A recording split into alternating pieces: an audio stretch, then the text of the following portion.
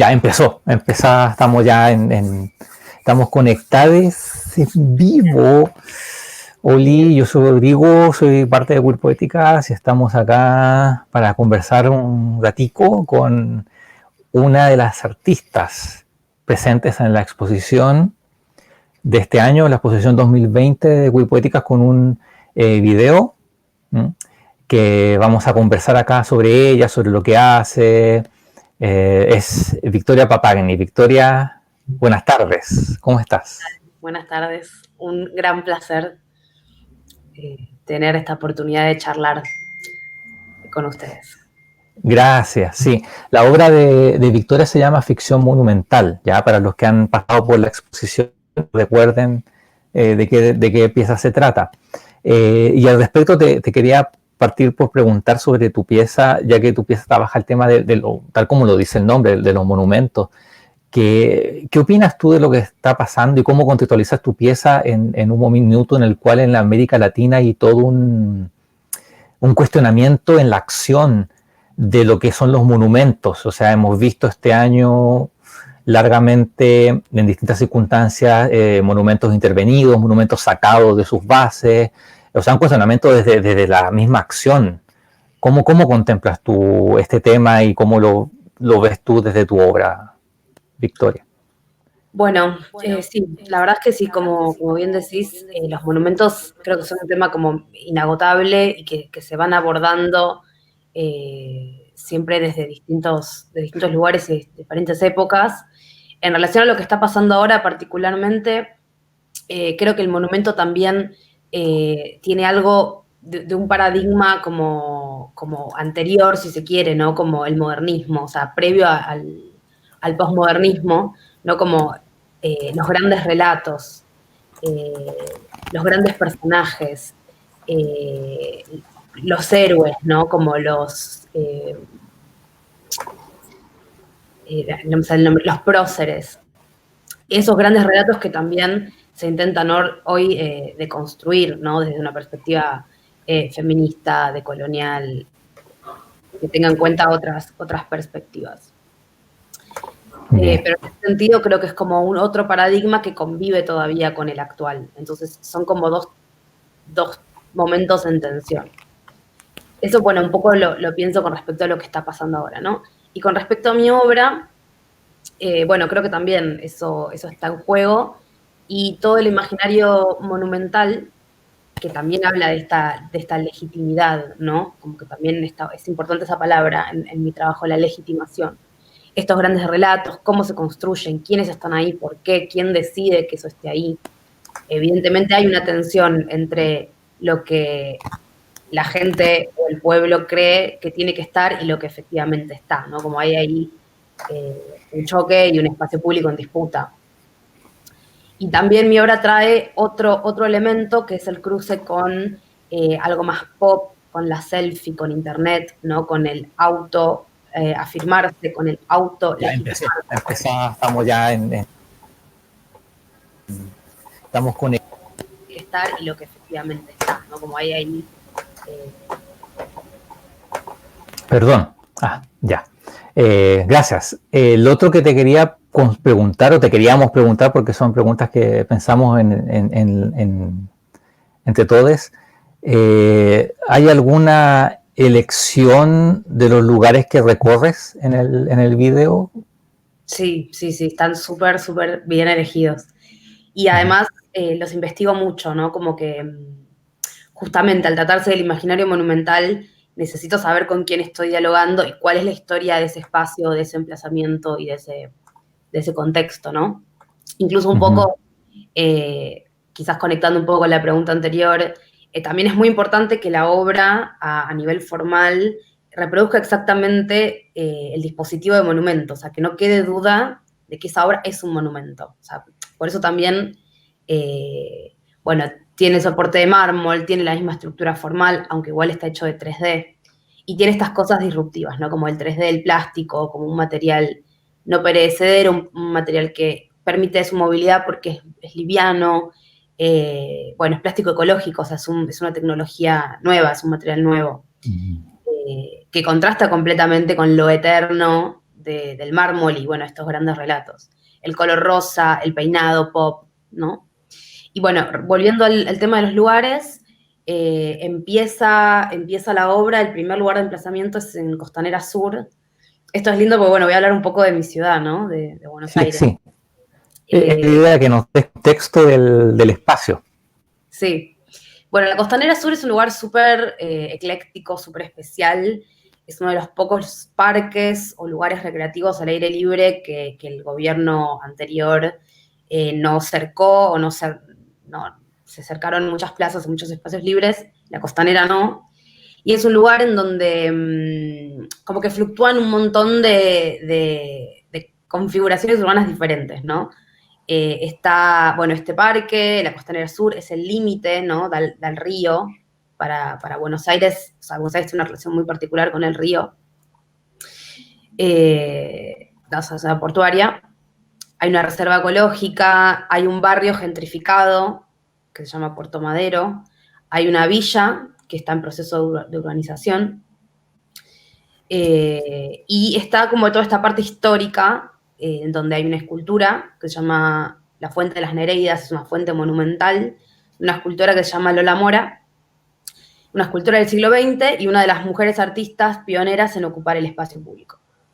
Y ese mismo monumento tiene también una historia muy interesante de traslados, ¿no? Como que también la obra piensa un poco, ¿no? Esto, ¿no? Y como discute la movilidad de estos monumentos. En realidad, si uno se pone a estudiar en la ciudad, hay muchos movimientos que tienen que ver con imaginarios políticos.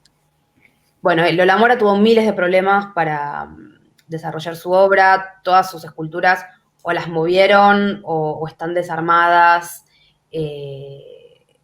digo, siempre como muchos problemas al respecto, y esta obra puntual estaba en el centro de la ciudad y la desplazaron a la Costanera, que es este lugar marginal, sobre todo en las ciudades del siglo XX, pero ahora también, digo, está lejos, no es fácil llegar. Y bueno, problemas por desnudos de la estatua, hay un montón se discutía su autoría, no le creían que era ella la escultora, un montón de problemas. Y el Museo de la Cárcova, que es como el segundo lugar donde yo emplazo el monumento, ¿no? Al lado de ese David, también es un museo de calcos, que se hace también en el principio del siglo XX, en la misma época que se emplaza Lola Mora. Y ese museo responde a la primera escuela de artes de la ciudad, en un lugar que antes era un establo. Entonces, es como que de alguna manera la escena del arte empieza a surgir desde esa marginalidad. Y es un museo de calcos que, bueno, el Lacal de Buenos Aires es súper importante, ¿no? Como que es como una colección de calcos. Los calcos son de primera mano, ¿no? Como que como calco tienen como mucho valor. Y estaba como esta idea de al que no puede viajar, ¿no? Al que no tenían familias ricas y no pueden viajar a Europa, les traemos los calcos para que estudien con las grandes obras maestras, porque ese era el modo de estudiar artes en ese momento. Bueno, no, también una visión súper europeizante. Y el museo está enfrente de la obra de Lola Mora. Entonces, bueno, se hace ese recorrido. Entonces se piensa también la monumentalidad desde la historia del arte. Hay otro lugar que se llama el Jardín de los Poetas, que ahí ya me corro de barrio, de un barrio que se llama Palermo. Es un jardín también, se construyó en la misma época, a principios del siglo XX, cuando se empieza como a construir un poco la ciudad, con esta visión súper europea. Buenos Aires tiene algo como muy fuerte, o sea, decididamente por políticas nacionales, de ser como la París sudamericana. Entonces, bueno, está este Jardín de los Poetas, que es un jardín de monumentos, de bustos, justamente por eso decidí emplazarlo ahí, porque mi monumento es un busto. Y son todos escultores, no, perdón, escritores. Hay una selección muy, muy ecléctica, muy rara, muy así, que no tiene como una curaduría muy clara, pero sí son casi todos iberoamericanos, ¿no? Muchos españoles, está Shakespeare, ¿no? Como también muy orientado a la cultura europea, pocos latinoamericanos, y mujeres hay 2, nada más. Serán 24 bustos. Hay 2 mujeres, una europea y otra argentina. Y bueno, el último lugar es el MOA, que es el Taller de Restauración de Monumentos de Buenos Aires, de la ciudad, que es la parte que da un poco como esta contracara, ¿no? del monumento. El monumento roto, el monumento caído, el monumento olvidado, como la enfermería de los monumentos. Perfecto. Sí,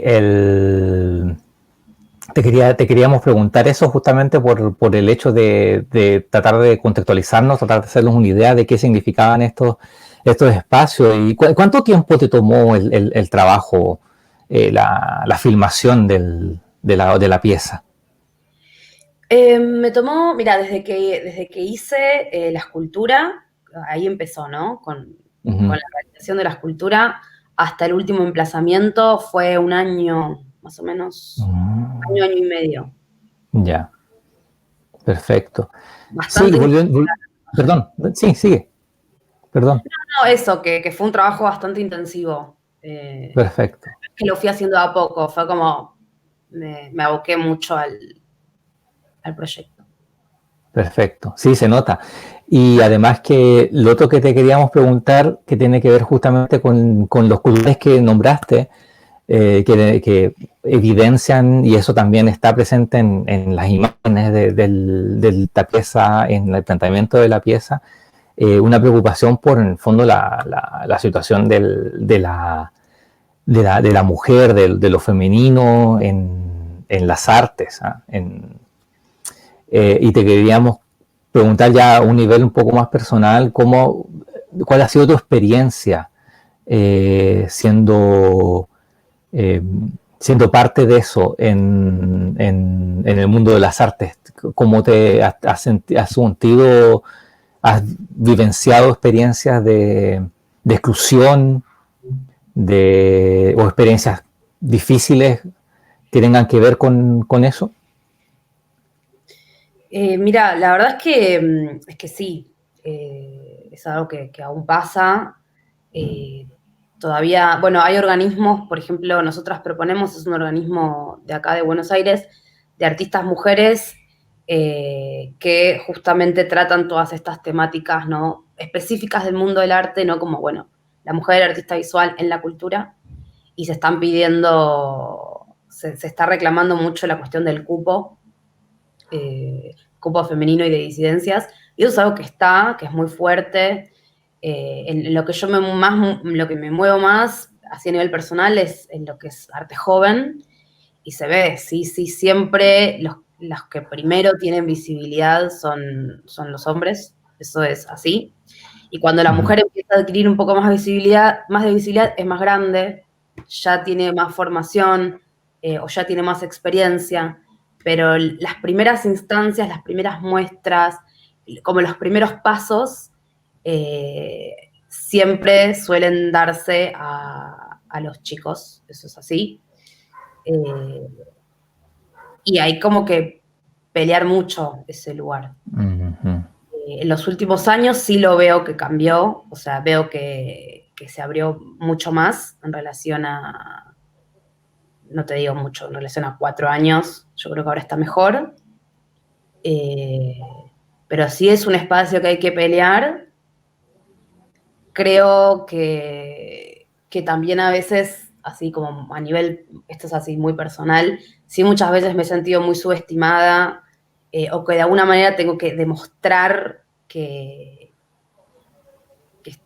tengo formación, que lo hice yo, ¿no? Como estas cosas de... como si hacer una obra no alcanzara y habría como que las sensaciones como de hay que hacer como más trabajo todavía. Por ese lado. Ajá. Eso yo creo que nos resulta un punto interesante, el hecho de que tengas que estar demostrando más allá del trabajo, cuando en otras, para otros cuerpos les basta con el trabajo, ¿me entendés? Para los cuerpos que son parte de lo hegemónico en el fondo, les basta solo con el trabajo. En cambio, vos y otros cuerpos que no caben dentro de lo hegemónico tienen que estar yendo más allá del mero trabajo. Y esta experiencia la vislumbras tanto a nivel local, bueno, ya nos hablaste de lo que sucede allá, ¿cómo la ves a nivel no sé si llamarle continente? Prefiero pensar en Latinoamérica como un lugar que está y no está, y que es imaginario y real a la vez. ¿Cómo lo vislumbras con respecto a lo latinoamericano, si podríamos hablar de eso? Yo creo que falta, ¿no? Digo, es increíble todo lo que se está logrando y es increíble que el tema esté en la mesa, pero bueno, de acá a varios años. Y yo escucho colegas que dicen, bueno, dentro de unos años el feminismo ya no va a estar de moda, ¿no? Como un trend topic de las obras del momento y un trend topic de lo que se elige para exhibir.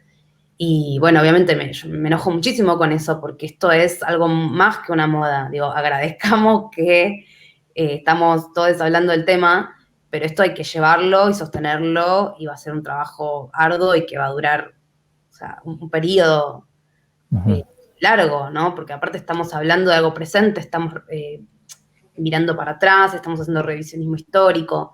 Digo, es un gran trabajo que hay que hacer a nivel colectivo y a millones de niveles. Entonces yo creo que lo que está pasando particularmente en Latinoamérica es muy fuerte, es muy positivo, pero que falta, ¿no? Como que hay que insistir.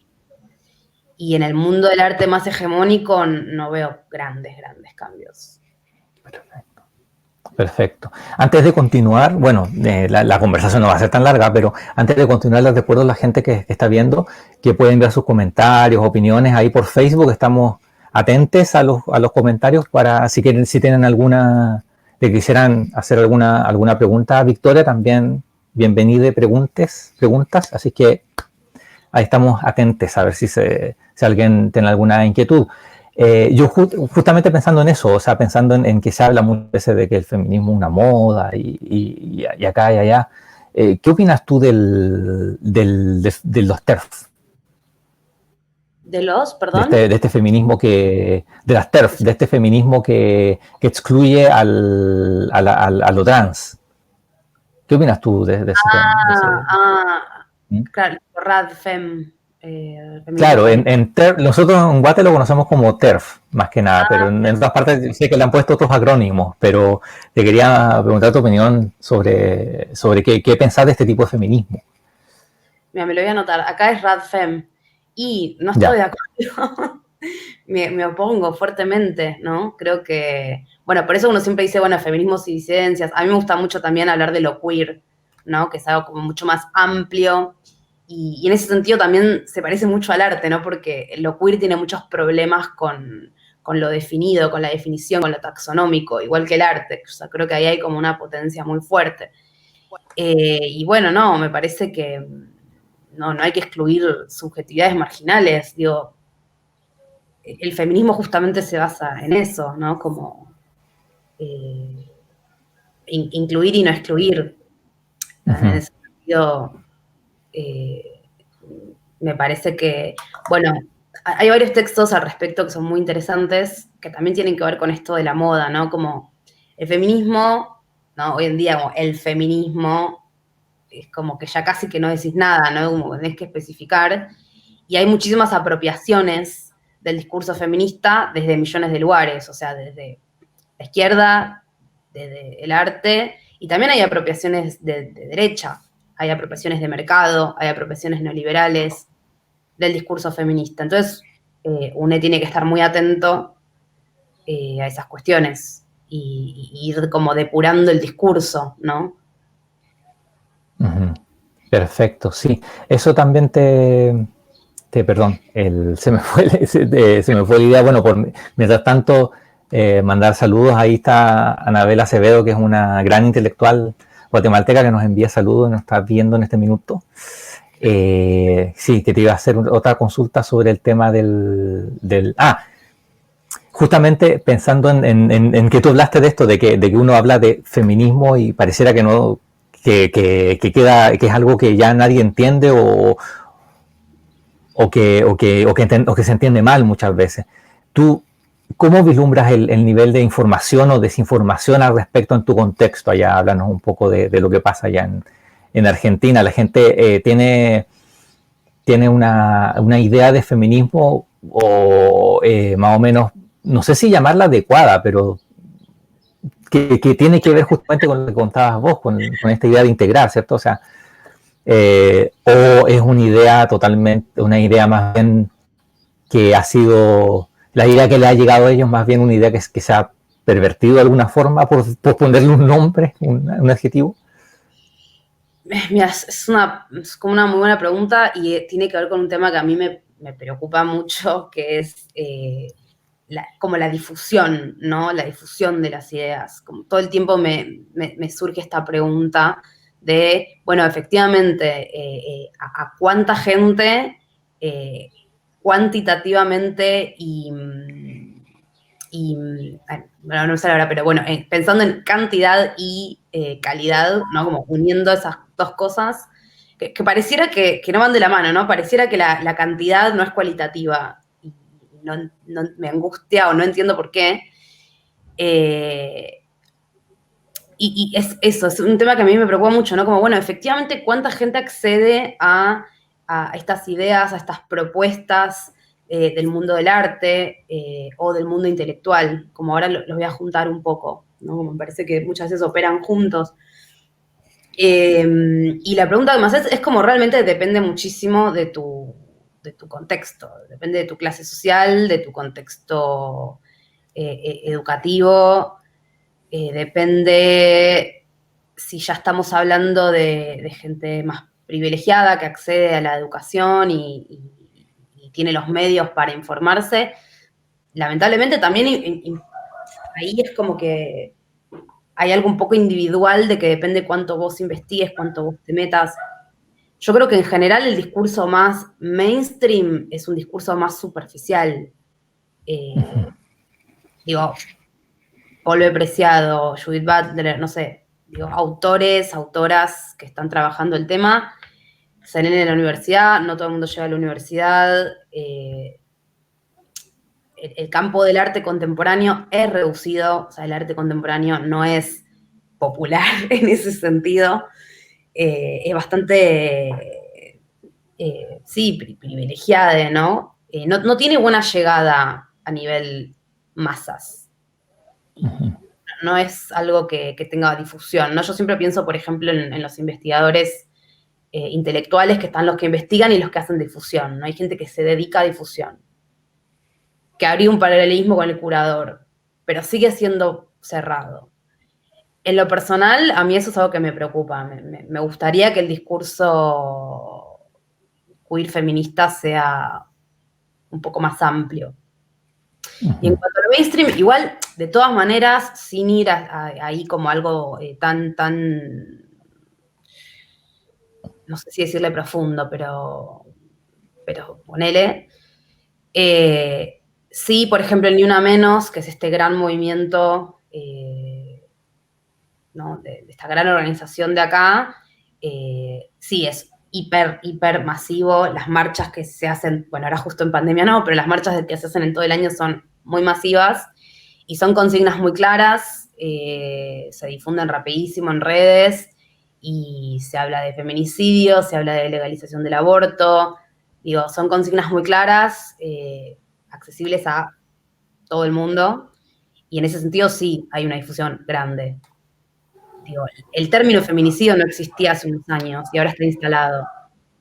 Lo mismo pasa con la lucha por el aborto, o sea, se está por aprobar. En ese sentido sí.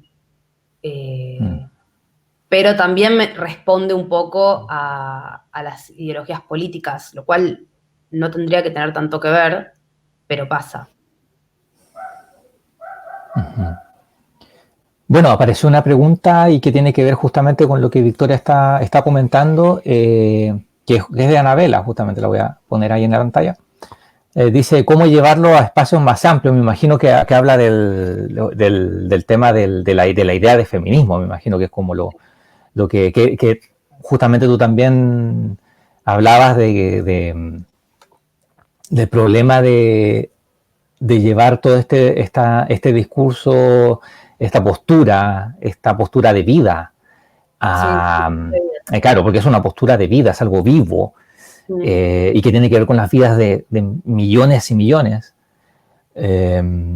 ¿Cómo llevar esto a un discurso más amplio? Ya nos comentaste que está el tema de la educación, ¿cierto? Que al final, yo siempre que hablo de esto con diferentes personas en el planeta, terminamos siempre con la educación, y también tiene que ver con el tema del arte contemporáneo. O sea, obviamente que si hubiera más información, y también con el tema de la inquietud, ¿cierto? Que tú hablabas de que yo soy una persona que, yo me incluyo ahí porque yo soy una persona que soy inquieta, entonces me meto, cuando veo algo lo investigo, aunque sea muy trivial, soy así, pero yo creo que en mi experiencia eso es respuesta, en mi experiencia, a mi educación también. Claro. ¿Te fijas? Entonces la educación pareciera pasar por muchos aspectos. Claro, dice, Anabela precisa la pregunta, dice, ¿cómo llevar espacios más amplios del feminismo, pero también una comprensión más amplia del arte contemporáneo? Así como si tuviéramos que pensar de cosas más prácticas, más directas, ¿qué se te vendría a la cabeza? Bueno, me salió la pregunta. Bueno, un poco vuelvo a lo que decís, la educación es clave. Bueno, yo tengo la suerte de dar clases y también seguir tomando clases, entonces tengo como las dos visiones, ¿no? Como de alumna muy fresca, pero también de docente. Y creo que ahí hay varias cosas. Por ejemplo, yo ahora estoy estudiando y dando clases en una universidad nacional de acá de Argentina con un plan experimental que se está armando entre alumnos y profesores, digo, en conjunto, y se está pensando un nuevo tipo de educación, un nuevo tipo de pedagogía. Entonces, no solo me parece que es importante que estos contenidos entren en las materias y en cómo se dicta, sino que también es importante pensar en otro tipo de educación, que es exactamente esto que vos decías, ¿no? Como fomentar la inquietud, fomentar la investigación y fomentar esa curiosidad en cada uno, ¿no? Como, digo, con todas las herramientas que hay hoy. Porque también se identifica un poco una crisis en el paradigma de educación, ¿no? Que venga alguien, ¿no? Esta cosa también tan verticalista, que venga alguien muy formado que te dé algo muy masticado o que te baje una data, como decimos acá, y esta versión como mucho más pasiva del alumno donde recibe. Entonces, yo creo que también actuando más en ese tipo de formación y generando este modo de aprender, se podría profundizar mucho más en muchos aspectos. Eso por un lado. Por otro lado, en cuanto al arte contemporáneo, un poco lo mismo. Yo creo que hay como que es un problema que se aborda desde muchos niveles. Como bien decías, de la postura de vida también es una práctica. Entonces, yo soy muy idealista en el sentido de que creo que si yo realmente lo practico en mi cotidiano, eso va a resonar, ¿no? Va a resonar y son prácticas que se van a reproducir. Entonces, pensar en el cupo no solo cuando me invitan a una muestra, sino también cuando yo armo un equipo de trabajo, sea cual fuere. Llevarlo al cotidiano, digo, a nivel práctico. Quizás ni lo dijiste, pero eso influyó en algo. Bueno, es la educación fundamental y quizás también a mí me interesa mucho pensar en otro tipo de espacio de circulación. Bueno, por eso, por ejemplo, me interesó mucho esta convocatoria, digo, me encanta estar participando de un proyecto de Guatemala, ¿no? Como el museo es importante, hay que ocuparlo, está buenísimo, pero pensar en otros tipos de espacios de circulación de la obra en donde quizás un público asiduo de un museo no iría, no la vería ahí, pero sí la ve en otros lugares. Bueno, ahora lo estamos todos experimentando con internet o con plataformas de internet, con streaming, sea una fiesta, ¿no? Como esa experiencia de cuerpos, que de hecho es muy queer, sea la educación, sea un colegio, sea una primaria, sea la universidad, sea la calle, como realmente pensar en otros espacios de circulación. no solamente la institución. Sí, a mí me encanta tu respuesta completa. Completa voy a pegarme un poquito lo del final para darle un hilo a la conversación, más que nada, pero la respuesta completa me encanta. Eh, sí, yo también creo en que hay que en que hay que buscar espacios diferentes, en que hay que tratar de llevar el arte, porque claro, yo comparto también la idea de que el arte contemporáneo se vive, ¿ah? Sí. Se vive y al igual que que el no binarismo y todo esto. Y hacer algo vivo se puede llevar, hay que tratar de llevarlo a otras partes. A veces es difícil, a veces implica muchos recursos y uno no las tiene, pero en otros casos hay que tomarse los espacios que están y es un poco lo que hemos hecho en Cuerpoéticas durante todo este tiempo y lo que este año nos vimos obligados a hacer con el tema de la pandemia y que veremos hasta cuándo podemos volver a retomar otro tipo de espacio, porque yo siento que estamos en un momento sobre la pandemia como que se mueve, no se mueve, no sabemos, así como vuelve, no vuelve, por lo menos acá la sensación es eso, o sea, como que abrimos todo, pero tendremos que cerrar de nuevo, no lo sé, veamos qué pasa, estamos todos en el veamos qué pasa, ¿sí? Acá la intuición ahora es reina, es la intuición, va a tener que ser nuestra guía. No sé si querés agregar algo más, Victoria, compartir algo con el público, compartir algo con...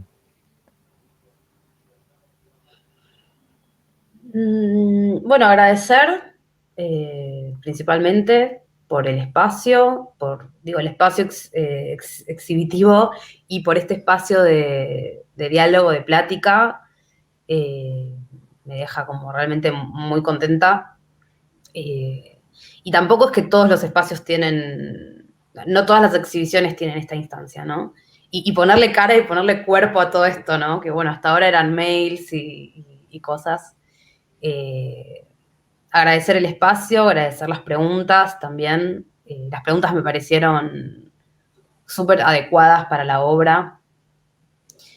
Y bueno, quizás, no sé, me gustaría como hacerles una pregunta a ustedes también, como para invertirlo un poco. Quizás preguntar, ya que estamos hablando de Guatemala, ¿no? Aprovechar también para mí esta experiencia de conectarme con eso. ¿Cómo ustedes ven esta situación, ¿no? En relación a las prácticas queer en el arte contemporáneo de Guatemala, ¿no? Como en la escena de ustedes en los últimos años. Uh-huh. Mira, sigue siendo una situación compleja. Justamente tratando de responder a la falta de espacios nació Queer Poética, que claro, ahora también hacemos otras cosas como el bono de ayuda que se le dio a parte de la población LGBTQ que necesitaba ayuda por la situación compleja de la pandemia, etcétera, etcétera, pero nació primero como un proyecto de hacer la exposición, y nació también porque no habían ese tipo de instancias, habían artistas LGBTQ